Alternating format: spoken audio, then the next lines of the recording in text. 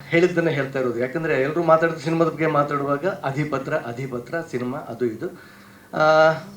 ಮೊದಲಿಗೆ ರೂಪೇಶ್ ಶೆಟ್ಟಿ ಅವರು ಟೋಟಲಿ ನಾವು ಹೇಳಬೇಕಂದ್ರೆ ಒಂದು ಇಷ್ಟು ಜನ ಮಠ ಸರ್ನು ಸೇರಿಸ್ಕೊಂಡು ಒಂದಿಷ್ಟು ಜನ ಹಿರಿಯ ಕಲಾವಿದರು ಈ ಸಿನಿಮಾದಲ್ಲಿ ಚಯನ್ ಶೆಟ್ಟಿ ಅವರು ಹೇಳಿದ ಹಾಗೆ ಆ್ಯಕ್ಷನ್ ಕಟ್ ಹೇಳಿದ್ದಾರೆ. ಅವರು ಲೀಡಲ್ಲಿ ಮಾಡಿದವರು ರೂಪೇಶ್ ಶೆಟ್ಟಿ ಅವರು. ಸರ್ ಹೇಳಿದಾಗೆ ನಾವು ಕೂಡ ಅವ್ರು ನೋಡಿದ್ದದೆ, ನಮ್ಮ ಜೊತೆಲೇ ಕುತ್ಕೊಂಡು ಕಪ್ಪಲ್ಲಿ ಟೀ ಕುಡ್ಕೊಂಡು ತುಂಬ ಡೆಡಿಕೇಶನ್. ಎಲ್ಲರೂ ಕೂಡ ಜನವೀರ್ ಆಗ್ಬೋದು, ಮಠ ಸರ್ ಆಗ್ಬೋದು, ಟೋಟಲಿ ಸಿನಿಮಾ ಅನ್ನೋದು ಅಥವಾ ನನಗೆ ಒಂದು ಥಿಯೇಟ್ರಿಂದ ಬಂದವನು ಡೆಡಿಕೇಶನ್ ಇದ್ದಾಗ ಮಾತ್ರ ಒಂದು ಸರಿಯಾದ ಒಂದು ಪ್ರತಿಫಲ ಬರುತ್ತೆ ಅನ್ನೋದಕ್ಕೆ ಯಾವುದೇ ಕೆಲಸ ಮಾಡುವಾಗ ಹಾಗೆ ಇರಬೇಕು. ಪ್ರತಿಯೊಬ್ಬರು ತುಂಬ ಡೆಡಿಕೇಶನ್. ಆ ಕ್ಷಣದಲ್ಲಿ ಸಿನಿಮಾ ಶೂಟಿಂಗ್ ಟೈಮಲ್ಲಿ ಮಳೆ ಬಂದಿತ್ತು, ಕಾಡಲ್ಲಿ shooting, day and night shooting.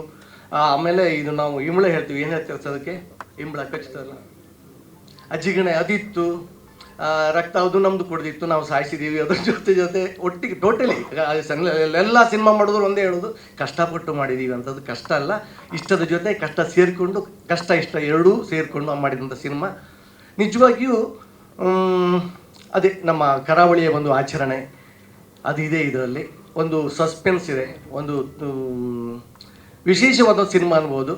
ನನಗೆ ಈ ಸಿನಿಮಾ ಯಾಕೆ ವಿಶೇಷ ಅಂದರೆ, ನನ್ನನ್ನು ಹೆಚ್ಚಿನವರು ಎಲ್ಲ ನೋಡಿದ್ದೀರಿ, ಸಣ್ಣ ಪುಟ್ಟ ಬೇರೆ ಬೇರೆ ಪಾತ್ರಗಳು, ಹಾಸ್ಯ ಪಾತ್ರಗಳನ್ನು ಮಾಡ್ಕೊಂಡಿದ್ದು ನನ್ನನ್ನು ಡೈರೆಕ್ಟ್ರು ಮತ್ತು ನಮ್ಮ ನಿರ್ಮಾಪಕರು ನೀವು ಈ ಸಾರಿ ಒಂದು ಪಾತ್ರ ಚೇಂಜ್ ಮಾಡಬೇಕು ಅಂತ ನನ್ನನ್ನು ಸ್ವಲ್ಪ ಕೆಟ್ಟ ಒಂದು ವ್ಯಕ್ತಿಯಾಗಿ ತೋರಿಸಿದ್ದಾರೆ. ಇದನ್ನು ಒಂದು ನೆಗೆಟಿವ್ ಕ್ಯಾರೆಕ್ಟರ್ ಮಾಡಿದ್ದಾನೆ ಇದರಲ್ಲಿ. ಸೊ ನೋಡಬೇಕು, ನಾನು ತುಂಬ ಎಲ್ಲರ ಥರ ನಾನು ಜಾಸ್ತಿ ಕಾತುರದಿಂದ ಕಾಯ್ತಿದ್ದೇನೆ. ಯಾಕಂದರೆ ನಾನು ಹೇಗೆ ಮಾಡಿದನೋ ಗೊತ್ತಿಲ್ಲ. ಆದರೆ ಒಂದು ಸತ್ಯ, ಡಬ್ಬಿಂಗ್ ಮಾಡುವಾಗ ನಮಗೆ ಸೀನ್ಗಳು ಸಿಗುತ್ತೆ ಕಾಣೋದಕ್ಕೆ. ಎಲ್ಲರ ಪರ್ಫಾರ್ಮೆನ್ಸ್ ಆಗಿರ್ಬೋದು, ಮಾಡಿರೋ ಲೊಕೇಶನ್ನು, ಫ್ರೇಮು, ನಮ್ಮ DOP ಅವರು ಮಾಡಿರೋ ಕೆಲಸ ಎಲ್ಲೋ ಒಂದು ಕಡೆ ರೋಮಾಂಚನವಾಗಿತ್ತು.